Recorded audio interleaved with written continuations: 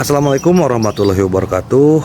Mimin lanjutkan lagi cerita Raja Kegelapan Cipenya. Tapi seperti biasa, sebelum dilanjut, bantu tekan tombol like dan berkomentar juga. Tuan Rena, gas. Bab 1203 Pembunuhan Huolei. Ninja wanita itu berseru secara naluriah, menarik kembali tangan yang memegang belati, dan mundur dengan cepat. Wah, suatu sosok tengah mendekat. Ninja wanita itu merasakan aura yang kuat dan segera mundur untuk melarikan diri, tetapi sudah terlambat.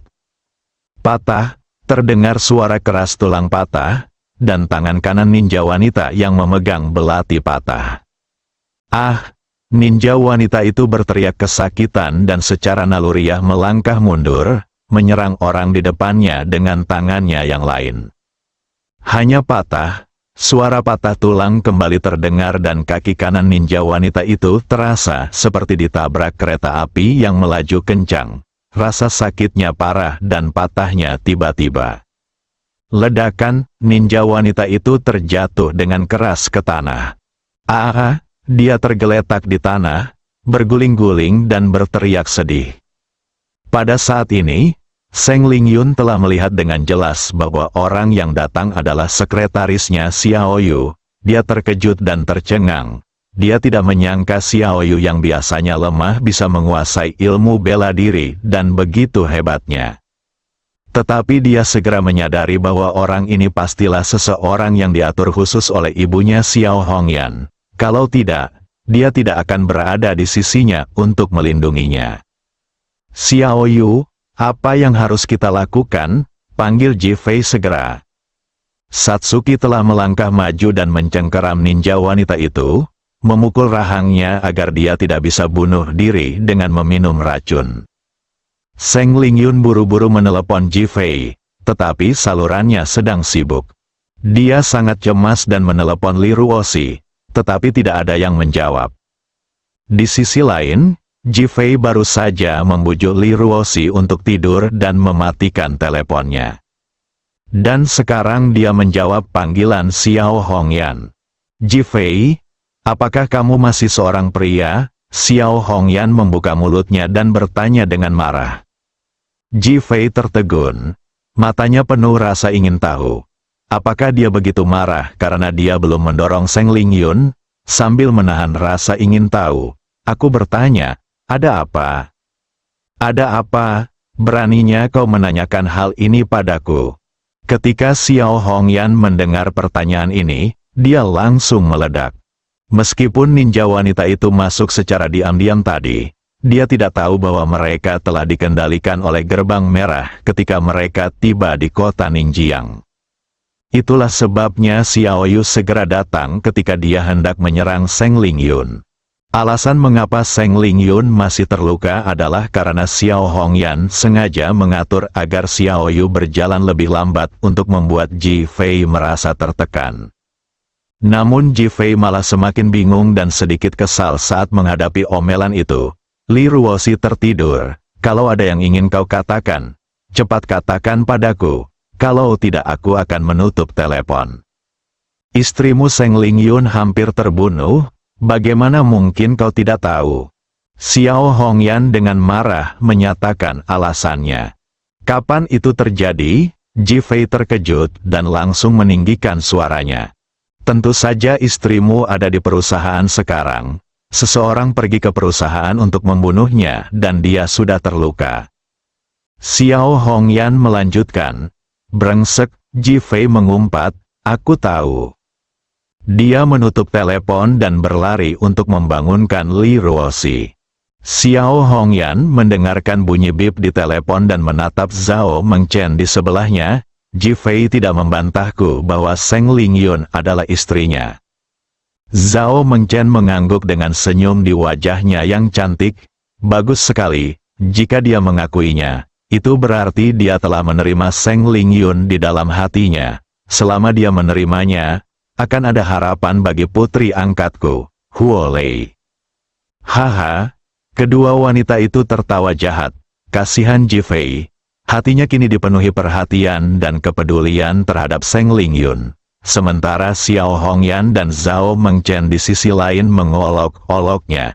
Kalau dia tahu hal itu, dia pasti akan sangat tertekan sampai ingin muntah darah.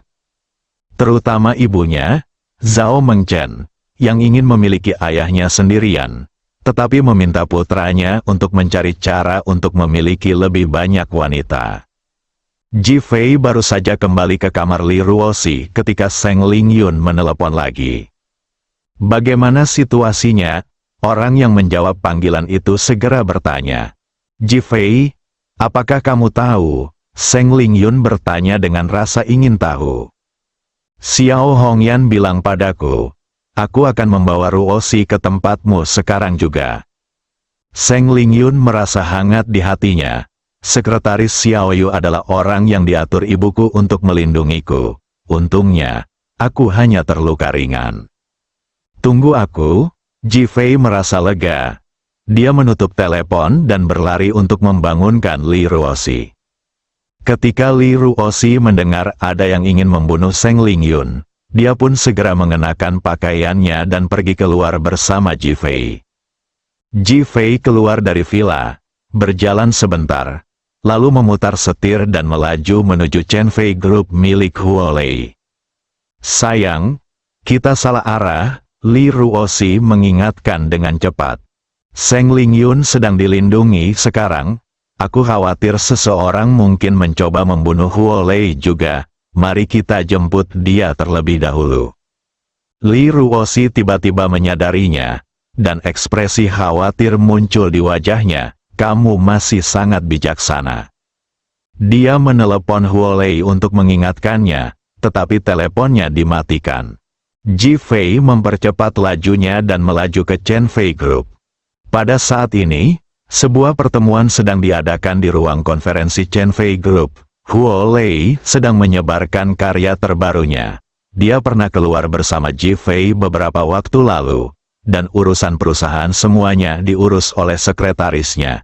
Sekarang mereka harus dikerahkan kembali. Pekerjaan sudah diatur. Apakah ada yang harus dilakukan lagi? Kalau tidak, kita akan tunda sekarang. Huolei memandang semua orang dan bertanya. Semua orang menggelengkan kepala, menandakan semuanya baik-baik saja. Huolei mengumumkan penundaan rapat dan menjadi orang pertama yang meninggalkan ruangan. Ketika dia sampai di pintu kantornya, dia tiba-tiba merasakan angin sejuk di punggungnya. Dia secara naluriah merasakan bahaya dan tubuhnya berhenti tanpa disadari. Dia melihat sekelilingnya, tetapi tidak ada apapun.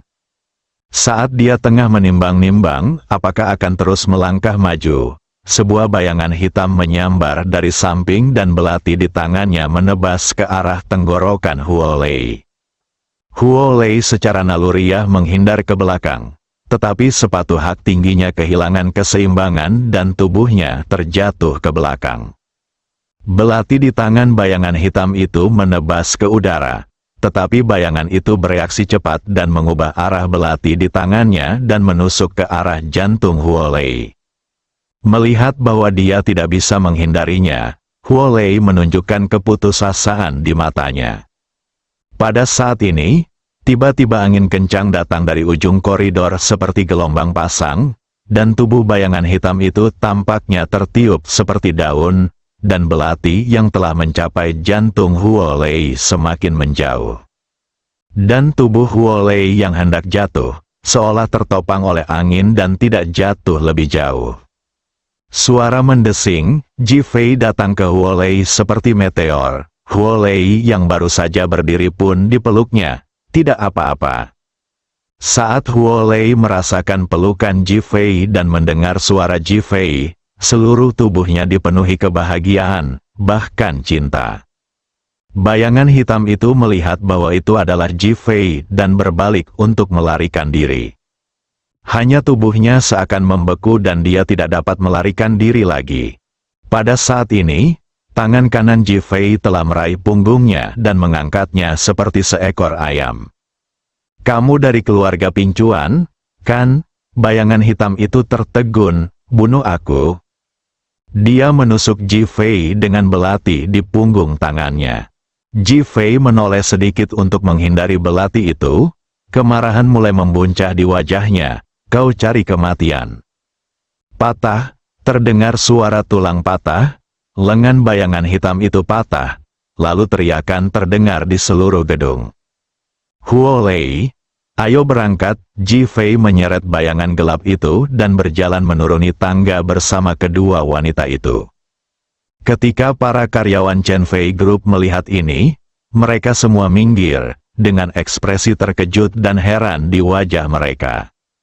Ji Fei turun ke bawah, memasukkan bayangan itu ke dalam bagasi, dan pergi ke Hongke Group milik Seng Lingyun bersama kedua wanita itu. Bab 1204 Mereka Mencari Kematian. Saudara Long, Ji Fei membawa Huo Lei keluar dari grup Chen Fei. Di gedung seberang Chen Fei Group, seorang pria berbicara di telepon. Ping Chuan Ye mengirim 2 ninja untuk membunuh Huo Lei dan Seng Lingyun. Mereka meremehkan lawan. Namun, Huo Lei beruntung, Ji Fei tiba tepat waktu. Saudara Long berkata dengan nada tenang, tampaknya dia membenci dan memandang rendah perilaku Ping Chuan Ye. Apa yang harus kita lakukan selanjutnya? Bawahan itu segera meminta instruksi.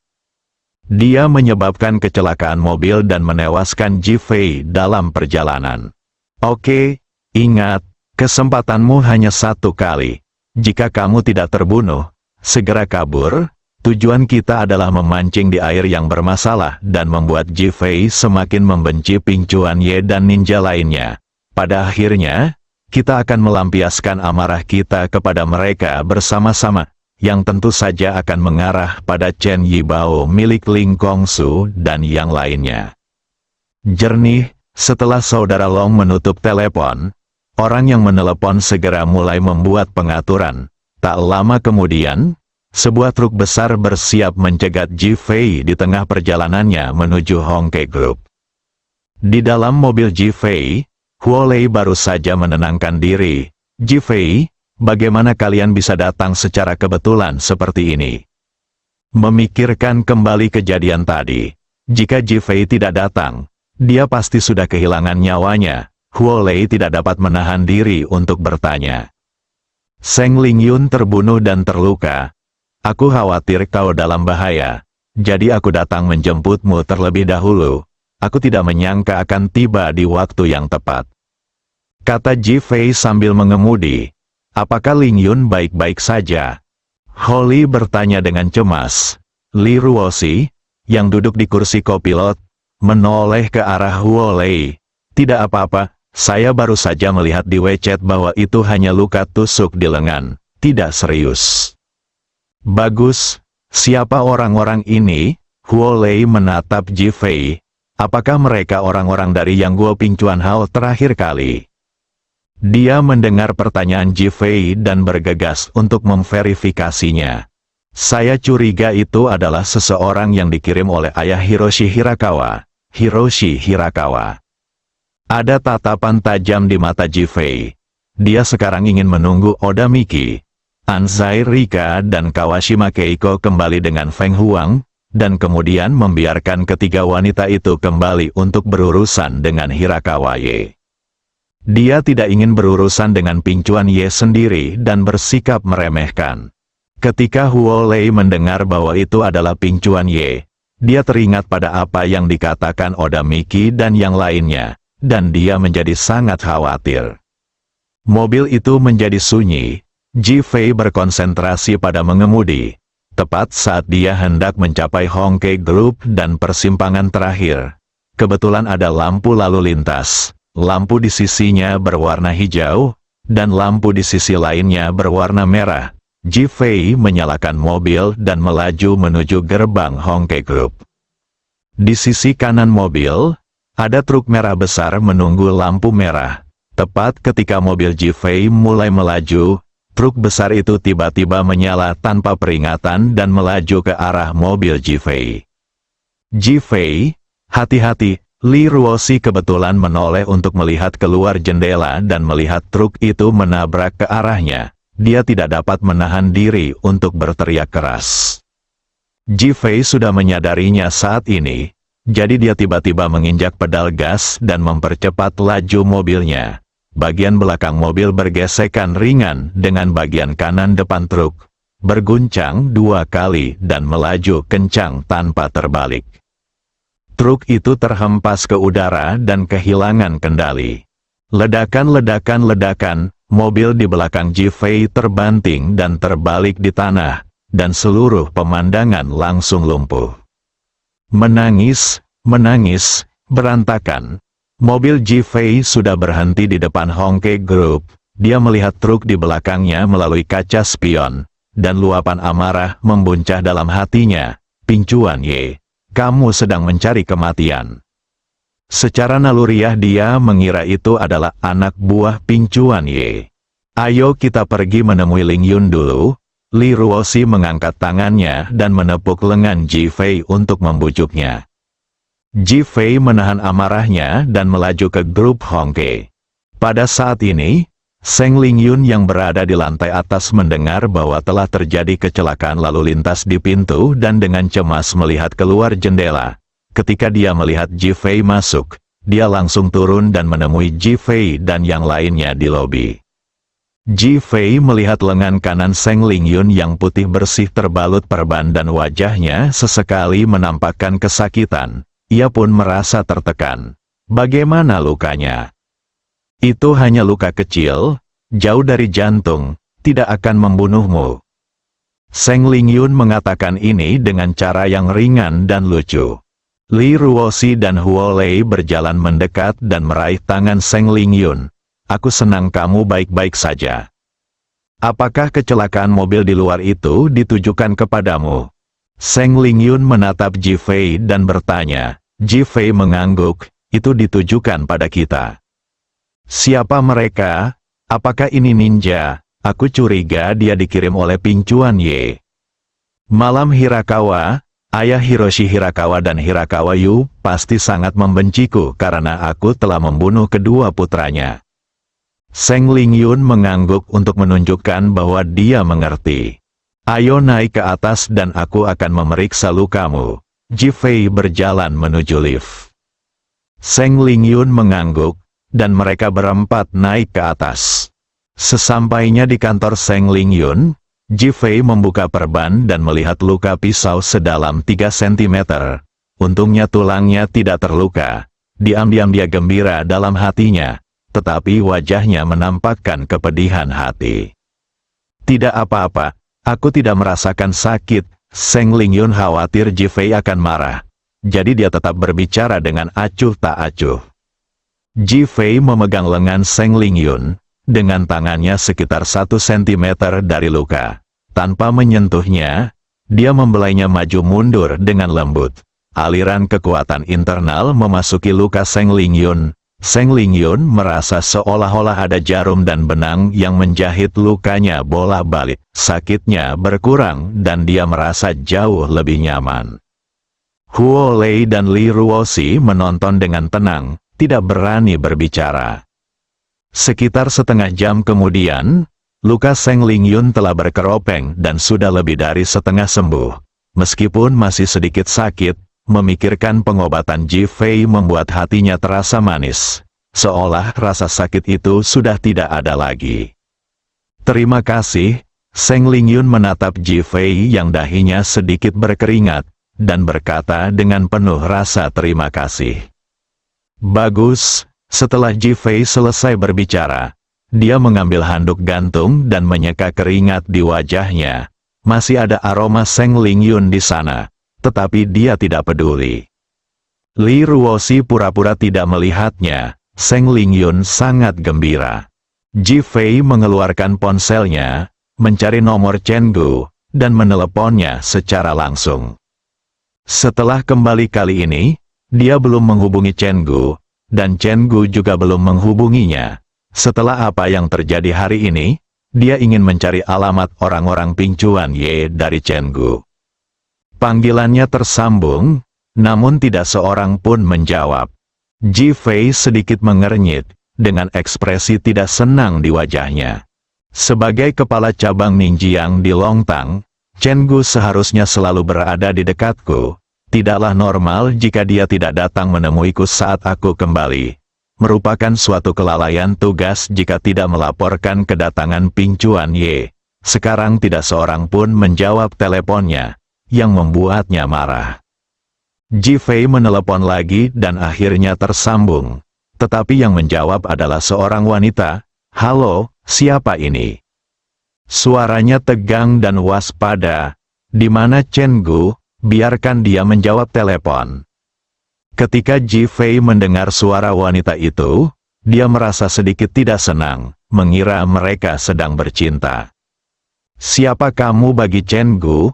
Bisakah kamu menyelamatkan Chen Gu?" "Wui." Setelah wanita di ujung sana bertanya, dia langsung menangis. Apa yang terjadi dengan Chen Gu? Ji Fei segera menyadari bahwa ada sesuatu yang salah. Chen Gu tiba-tiba menghilang beberapa hari yang lalu. Semua orang yang mencarinya terbunuh. Sekarang tidak ada yang berani mencarinya, dan tidak ada yang tahu di mana dia berada. Ledakan. Ketika Ji Fei mendengar berita itu, ia merasa seperti seember minyak dituangkan padanya. Kemarahannya langsung memuncak dan hampir meledak. Dia baru saja pergi selama beberapa hari, dan Chen Gu telah ditangkap. Apakah pihak lain meninggalkan petunjuk? Pihak lain hanya meninggalkan 6 kata. Kata apa? Siapa yang taat akan makmur? Siapa yang tidak taat akan binasa? Ketika Ji Fei mendengar 6 kata ini, wajahnya berubah lebih gelap. Dia tampaknya merasakan sesuatu yang samar-samar, atau bahkan menebak sesuatu. Mereka sedang mencari kematian. Ji Fei tidak menyangka bahwa sebelum perbaikan Longtang dimulai, seseorang telah melompat keluar dan ingin melawan. Bersambung.